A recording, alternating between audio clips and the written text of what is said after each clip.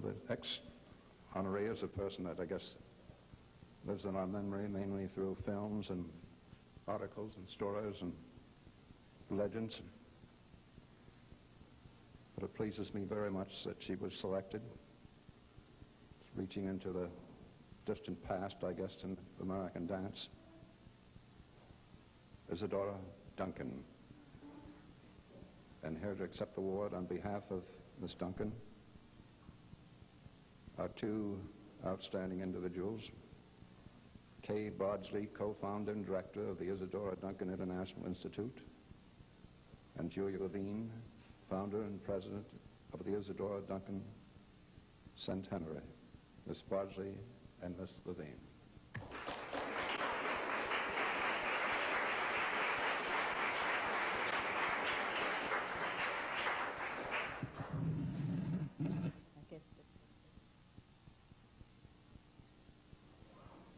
Of all that has been written about Isadora as the founder of modern dance, one phrase stands out for its simplicity. It was Gordon Craig who said, "She moved as no one had ever moved before." Very simply, she moved from an inner-directed state, and no one had done that before. And as a consequence, she elevated dance to the status of an art form. That is Isadora's contribution, not the bare feet or the scant costume. Isadora Duncan was the first in the Western world to develop a dance approach that allowed feelings to induce natural movement responses. Her explorations into the very source of movement transformed her body into a fine-tuned instrument. And she used this instrument to present subject matter that had never before been approached by dance in the West. As Fokine once said, she covered the entire range of human emotions, love and beauty, as well as war, revolution, and death. She created and performed well over 200 dances, ranging from solos to ensemble works, to full-scale theater productions. She had been classified as romantic, but she used music ranging from the 16th century through Scriabin, and she collaborated with such musicians as Dolmetsch, the true pioneer of early music played on ancient instruments. She even explored possibilities of dancing to no music and with the spoken word.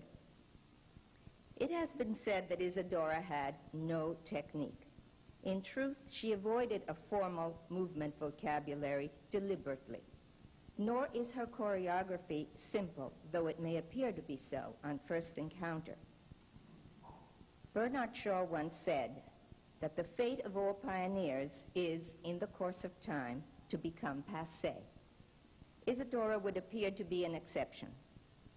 With the current interest in aerobic movement, in improvisational dance, in happenings, and in the kinesthetic approach to early childhood education, how children learn, Isadora's pioneer work seems more contemporary than ever. But it is wrong to suppose that Isadora Duncan relied solely on inspiration.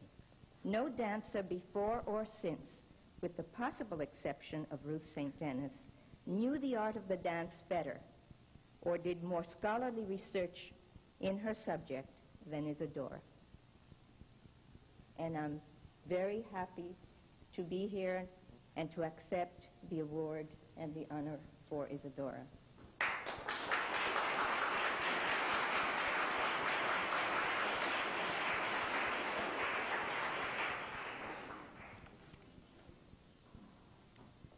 First, I wish to thank you for the honor and the privilege of sharing this occasion with you. My parents belonged to that generation of Yiddish-speaking intellectuals that adored Isadora, not only as a dancer, but also as an image of all their ideals of a humanitarian artist that shared their experiences of joys and sorrows, as well as their triumphs and their tragedies. Their specific connection was through the translations from Russian into Yiddish of the poetry of Yesenin, whom Isadora had met and married in Russia while she was forming her Soviet school. When Isadora performed here in New York during this period, I was taken to a matinee performance at Carnegie Hall. I was very young, and mostly I remember the hazy image of a white figure moving magically through an expanse of blue. Then, after the performance, Isadora addressed the audience. We children rushed to the front of the stage and clustered at her feet. I remember the image of a statuesque woman with henna-dyed bobbed hair, gesturing to us below and to the audience above. It is for children like these that I need money for my school in Russia. And down from the boxes and the balcony, money snowed. My mother told me later that when she met Isadora, she talked about someday, maybe when she was 50, she would have less distraction and could concentrate on the establishment of a new school for the dance again. All my childhood, I dreamt of joining Isadora in such a school. Alas, that dream was shattered when Isadora was killed in a cruel car accident. But I did find in Anna's dance classes, and later Irma's, a source of Isadora's vision that was the rich heritage of her choreographic invention. A heritage that I learned performing in the Duncan companies and teaching in Irma School for many years. It was these dances that my colleague Hortense Kalouris and myself were able to transmute to a new generation of dancers during the celebration of the Duncan centenary, an audience that knew Isadora only as a legend or a fabricated image from the films suddenly responded with extraordinary enthusiasm to dances created more than 50 years earlier. Dances reached me, Gamson, Ellen Forman, Svetati, and Maslow came to me and found fresh and exciting material for performances. To this day, former members of the Centenary Company and a new third generation of artists continue to find new areas of inspiration in the activity of her dreams in her dances.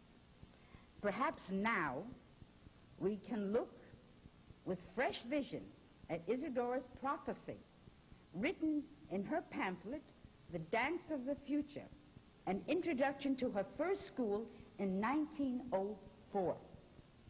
She is coming, the dancer of the future, the highest intelligence in the freest body.